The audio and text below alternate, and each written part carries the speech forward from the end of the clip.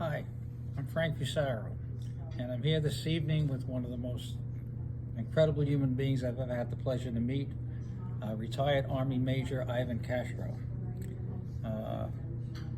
He insists I call him Ivan. He's been selected to receive a smart home constructed by the Tunnel to Towers people. A great organization founded to honor Stephen Siller, who lost his life in the World Trade Center on 9/11, along with 350 plus other New York City firefighters. Tremendous leadership of Frank Siller.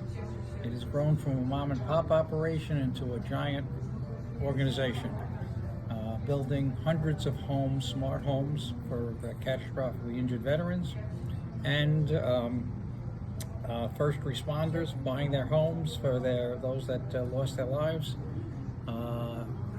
paying off the mortgages of others, and now starting a project where they're going after homeless veterans, and with the expectation and hope that they'll take care of an estimated 50,000 homeless veterans that our government should be taking care of, as they should be, with Major Castro.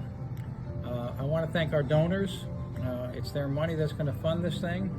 When I met with the Tunnel to Towers people last summer with my son Chris, we committed to raising $300,000 over a 1 to 2 year period. We were blessed, starting with a $2 million donation from American Express, Steve Squeri, terrific CEO, and their foundation. Coupled with another $575,000, just under $600,000 of other monies that we raised. So for a total of about $2.6 million, which will go to the worthwhile projects of the Tunnel to Towers Foundation. So we've been blessed with that. I'd like to thank some of the major donors. I'd like to start with my son Chris, who was a major donor. I'd like to thank Larry Oriana from the Kaufman Fund. I'd like to thank Frank Marzano, founder of GM Advisory Group. Maria Bartiromo of Fox News was a big contributor. Jerry Danino from Guggenheim. Chris Loiacona, president of Columbus Citizens Foundation, and their generous donation. And finally, Anthony and Joe Marino and Chris Pompeo from Century 21. All of them and another couple hundred donors put this cobble together, this amount of money. I'd like to introduce you to this amazing human being. Major, it's all yours. On September 2nd, 2006, my life changed in the blink of an eye. I went from being happily married to the love of my life and simultaneously living my dreams as a soldier, jumping from planes, leading men into combat, and serving my country. I went from being flat on my back in a coma, never to see again anything but the deep black depths of a life literally blown to pieces. That day, I lost 2 men, my family, my job, my hopes and dreams. It's been a long 18 years of recovery, with many highs to accompany the tough low days. On one afternoon in December, I received a call from Stephanie at Tunnel to Tower. My eyes swelled as I heard the news. T believed in me and said that I was worthy of living a life, a quality life of an able-bodied man, and they would help. In one phone call, my life and the life of my new family changed again. Thank you. We are deeply moved by your unmatched generosity and dedicated to support injured service members and their families. Your kindness, sacrifice, and fundraising abilities have made an extraordinary difference in the lives of many. Your philanthropic spirit is truly inspiring, and we're profoundly grateful for your unwavering support. So, I thank you from the bottom of my heart. So Major, you enlisted in the Army as a private, made first sergeant, then went to officer training, officer candidate school, became an officer. And tell us, what were the extent of the injuries that you suffered on that roof in Iraq? An 82 millimeter mortar round landed 5 feet to my left, and that mortar shattered my right cheekbone, enucleated my right eye, long shrapnel into my left eye, and it severed my ulnar nerve and damaged my retina. I had a bilobe aneurysm of the left vertebral artery.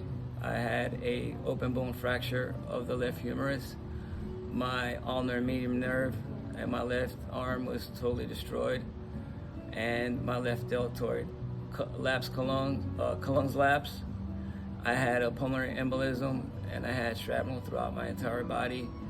I had a broken hip, broken knee, and broke three metatarsals, and I had a number of hernias because of shrapnel to my abdomen.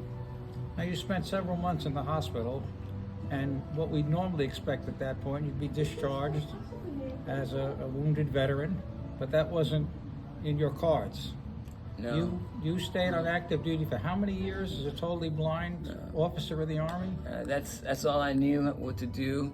I made a commitment when I joined the service to serve as long and as I could, and live that motto that we had in the military back in the 80s: be all you could be.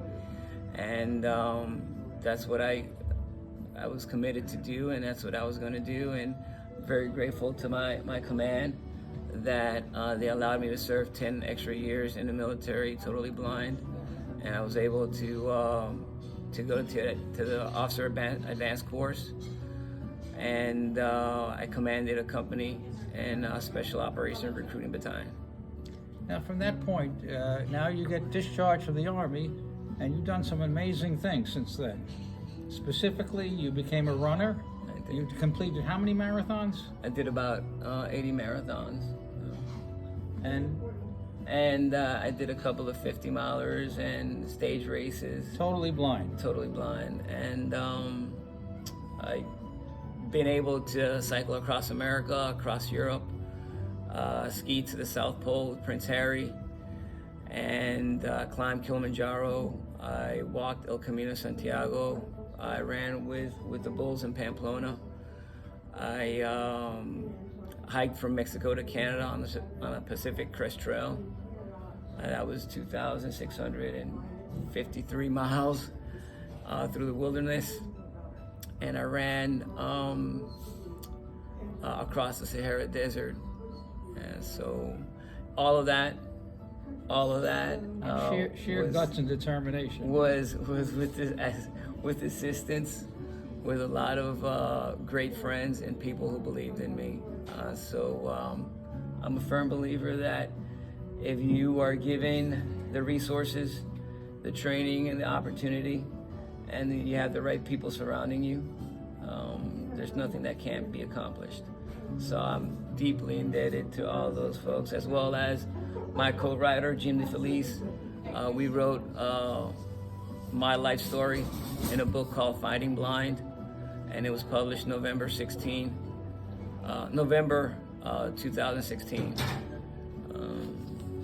So it's an amazing story and a great inspiration. And in our day-to-day lives, we get upset with little things that happen to us.